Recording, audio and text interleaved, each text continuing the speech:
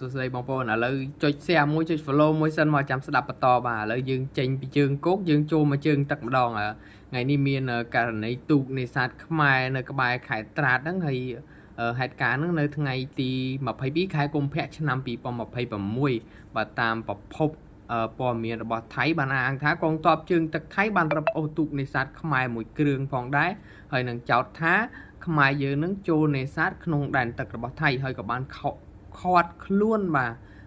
អ្នកនេសាទខ្មែរ3នាក់ហើយកំពុងសាក់សួរនាំហើយនឹងអនុវត្តទៅតាមនីតិវិធីរបស់ថៃ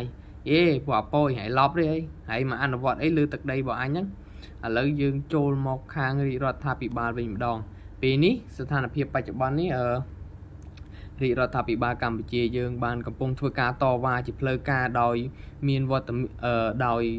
ចំពោះវត្តមានដោយគ្មានការអនុញ្ញាតនៃកងទ័ពជើងទឹកថៃដែលអនុវត្តនីតិវិធីរបស់ថៃដោយល្មើសច្បាប់ក្នុងដែនសមុទ្ររបស់កម្ពុជាបាទនៅថ្ងៃទី22ខែកុម្ភៈឆ្នាំ2026នេះតែម្ដងបាទចាប់ល្ងាចមិញហើយយើងចេញតវ៉ាល្ងាចនេះផងដែរបាទហើយសកម្មភាពរបស់កងទ័ពជើងទឹកថៃមួយចំនួនរួមទាំងការចាប់ខ្លួនរបស់ពលរដ្ឋកម្ពុជាចំនួន3នាក់ព្រមទាំងការរឹបអូសយកទូកនេសាទរបស់ប្រជាពលរដ្ឋខ្មែរត្រង់ទីតាំងដែលស្ថិតនៅក្នុងចម្ងាយ7ម៉ាយពីសមុទ្រពីកោះយេនៃខេត្តកោះកុងនៃប្រទេសកម្ពុជាតែប៉ុណ្ណោះបាទហើយសកម្មភាពនេះគឺជាសកម្មភាពរំលោភបំពានយ៉ាងច្បាស់លាស់បាទលើអធិបតេយ្យភាពរបស់ទឹកដីកម្ពុជាក៏ដូចជាដែនសមុទ្រនៃកម្ពុជាផងដែរហើយក៏សកម្មភាពរបស់កងទ័ពថៃនេះវារំលោភច្បាប់អន្តរជាតិផងដែរបាទកម្ពុជាទាមទារឲ្យថៃដោះលែងពលរដ្ឋកម្ពុជា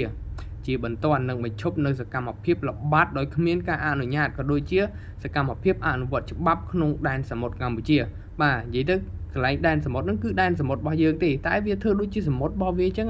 ពួកអាលេលើខ្ញុំក្តៅក្រហាយមែនខ្ញុំនិយាយមែនខ្ញុំញ័រសាច់តតាត់ហ្មងហើយនឹងចាត់វិធានការឲ្យសមស្របដើម្បីទប់ស្កាត់មិនឲ្យសកម្មភាពបែបនេះកើតឡើងសារជាថ្មីនិងនាពេលអនាគតផងដែរអើយតាំងត្រង់ធ្វើអីធ្វើស្រួលតិចទៅបងប៉យឥឡូវយើងចូលមកករណីទី2ម្ដងយើងនិយាយពីរឿងទូកនេសាទរបស់ម៉ាឡេស៊ីហើយប្រភពថៃហ្នឹងវារាយការណ៍ថាកងកម្លាំង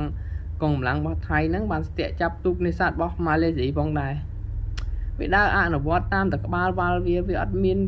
គិតប្រមាណខ្លួនឬក៏កោតក្រែងខ្លាចគេអីសោះអត់មានសោះអត់ចេះគោរពច្បាប់អន្តរជាតិសោះហើយទូកម៉ាឡេស៊ីហ្នឹងត្រូវបានវានិយាយថាទូកម៉ាឡេស៊ីហ្នឹងបានទៅបុកវាវិញឥឡូវវាយកកណូតប៉ុណ្ណាណីឲ្យទូកម៉ាឡេស៊ីមិនដេញបុកវាមិនហើយភាគីថៃបានបាញ់ឆ្លើយតបដែលធ្វើឲ្យទូករបស់ម៉ាឡេស៊ីហ្នឹងលិចផងដែរហើយលិចកដាលសមុទ្រហ្មងលិចកដាលសមុទ្រតែម្ដងអត់ដឹងថារឿងហ្នឹងវាទៅជាយ៉ាងម៉េចយ៉ាងម៉ាទៀតទេហើយព័ត៌មាននេះក៏មិនទាន់មានប្រភពពីភាគីម៉ាឡេស៊ីមកបញ្ជាក់ផងដែរតែបើតាមខាងព័ត៌មានថៃគឺវាបាញ់ទុកនឹងលិចបាត់ហើយនាវឹកអត់ដឹងថាមានប្រមាណអ្នកទេបាទសូមអរគុណព័ត៌មានមានប៉ុណ្ណឹង